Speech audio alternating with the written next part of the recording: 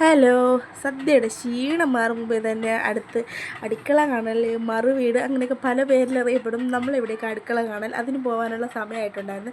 രാവിലെ നല്ല ഹെവി ലുക്കായതുകൊണ്ട് തന്നെ വൈകുന്നേരം ഒരു സിമ്പിൾ ലുക്ക് പിടിക്കാമെന്ന് വിചാരിച്ചു. നിങ്ങൾ കണ്ടല്ലോ, 2 കവചം കൊണ്ടല്ലോ ഒക്കെ എടുത്ത് കാതിലിട്ട്. അപ്പോൾ തന്നെ ഞാൻ വൈകിട്ട് നല്ല ഒരു സിമ്പിൾ ലുക്കാക്കണമെന്ന് വിചാരിച്ചിട്ടുണ്ടായിരുന്നു. അപ്പം ഈ കോഡ് സെറ്റ് എനിക്ക് ബർത്ത്ഡേക്ക് വാങ്ങിച്ചു തന്നതാണ്. എൻ്റെ മോൻ ക്യാമറ സ്റ്റാൻഡിൽ പിടിച്ച് കുലുക്കുന്നതാണ് ഈ ഇടയ്ക്കിടയ്ക്ക് ഒരു ഇത് ഇങ്ങനെ വെട്ടൽ പോലെ കാണുന്നത്. അങ്ങനെ ഞങ്ങൾ പോകാൻ റെഡി ആയിട്ടുണ്ടായിരുന്നു. റിതാൻ കൊണ്ട് നല്ല ഉറക്കത്തിലായിരുന്നു. ഉറങ്ങിക്കിടന്ന് അവനെ ഞാൻ എങ്ങനെയൊക്കെയോ പ്രലോഭിപ്പിച്ച് വിളിച്ച് ഡ്രസ്സ് ഇട്ടെടുത്തേക്കുന്നതാണ്. ആളിൻ്റെ മൂടേ ശരിയല്ല. അപ്പോൾ ഞങ്ങൾ റോഡിൽ കയറി. വണ്ടി ജംഗ്ഷനിലാണ് ഇട്ടിരുന്നത്. അങ്ങനെ വണ്ടിയിൽ കയറിപ്പോയി. ഞങ്ങൾ കയറിപ്പോയ വണ്ടിയാണെങ്കിൽ 2 വണ്ടി ഉണ്ടായിരുന്നേ. ഒന്ന് വേറും കാലി അടിച്ചാണ് പോയത്. നമ്മൾ അയൽവക്കക്കാർ മാത്രമേ ഉള്ളായിരുന്നു ആ വണ്ടിയിൽ. പിള്ളേർക്ക് പിന്നെ വണ്ടി കയറി എന്താണ് പാട്ട്, ഡാൻസ്. കുറച്ച് കഴിഞ്ഞപ്പോഴത്തേക്കും എൻ്റെ റംസാൻ വന്ന് പിണങ്ങി ഇരിപ്പും പിടിച്ചു. കാര്യം വേറെ ഒന്നുമല്ല, ആശാന് അവൻ്റെ പാട്ടെല്ലാം ഇട്ട് കൊടുത്തത്. അവന് ആ പാട്ട് വേണ്ട എന്നൊക്കെ പറഞ്ഞ ഒരേ ബഹളമായിരുന്നു. പിന്നെ നമ്മൾ വിചാരിച്ചു സ്ഥലം എത്തിയെന്ന്.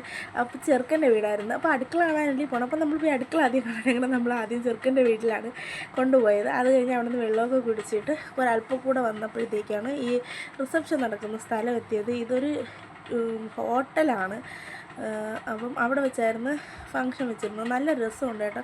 കുഞ്ഞുങ്ങൾക്ക് കളിക്കാനുള്ള പാർക്ക് പോലെയും നല്ല ഇതായിരുന്നു.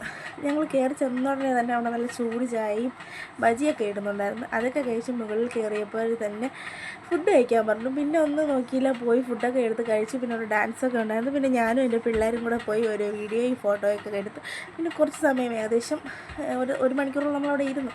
പിന്നെ അതൊക്കെ കഴിഞ്ഞ് ഒരു ഐസ്ക്രീമൊക്കെ കുടിച്ച് പുറത്തിറങ്ങി തിരിച്ചു വന്നപ്പം എൻ്റെ അവന് കളിക്കാൻ പറ്റിയ പാട്ട് കിട്ടിയെന്ന് പറഞ്ഞാൽ അവൻ നല്ല കളിയായിരുന്നു.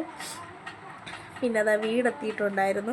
2 ദിവസം കല്യാണം ആഘോഷിച്ചതിൻ്റെ വകയാണ് അമ്പൂലേ കിടക്കുന്നത്. ഇന്നത്തെ ഡ്രസ്സ് ഇതെല്ലാം കൂടെ കഴിയണ കാര്യം ആലോചിക്കുമ്പോഴേ എനിക്ക് തല പൊട്ടിപ്പോണ്. പോരാഞ്ഞിട്ട് എൻ്റെ റംസാൻ നാളെ ടേം 2 എക്സാമാണ്. അതും ഇംഗ്ലീഷ്. എനിക്ക് ആലോചിക്കുമ്പോൾ തന്നെ ടെൻഷനാണ്. ഇനി എക്സാമിനെങ്ങനെ മാർക്ക് പറഞ്ഞാൽ ഇക്കവറേയും നീ കൊണ്ട് നടന്നിട്ടല്ലേ. അപ്പോൾ അത്രയേ ഉള്ളൂ. വീഡിയോ ഇഷ്ടപ്പെട്ടാൽ ലൈക്ക് ചെയ്യുക. Tata bye bye. See U.